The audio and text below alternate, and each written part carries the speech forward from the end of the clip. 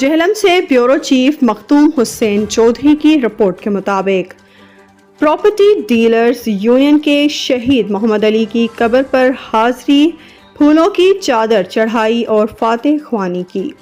صدر محمد افضل جاوید کی قیادت میں پراپرٹی ڈیلرز کے وفد نے شہید کے گھر اس کے والد سے ملاقات کی اور فاتح خوانی کی۔ تفصیلات کے مطابق گزشتہ روز پراپرٹی ڈیلرز ایسوسی ایشن کے صدر محمد افضل جاوید کی قیادت میں عہدیداران و ممبران محمد رضوان جاوید، سرپرست اعلیٰ محمد مالک، راجہ نعیم چودھری، اظہر حسین، مبشر بٹ، سجاد بیگ نے ڈھوک فردوس کے شہید محمد علی کی قبر حاضری دی۔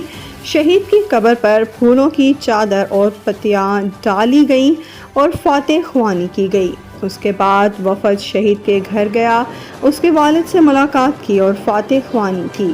اس موقع پر وفد کے شرکاء کا کہنا تھا کہ جہلم شہید اور غازیوں کی سرزمین ہے۔ ہمارے لیے اعزاز کی بات ہے کہ ہمارے نوجوان اتنے بہادر ہیں کہ جو وطن کی حفاظت کرتے ہوئے اپنی جوانوں کے نذرانے پیش کر رہے ہیں۔ ہمیں محمد علی کی شہادت پر فخر ہے۔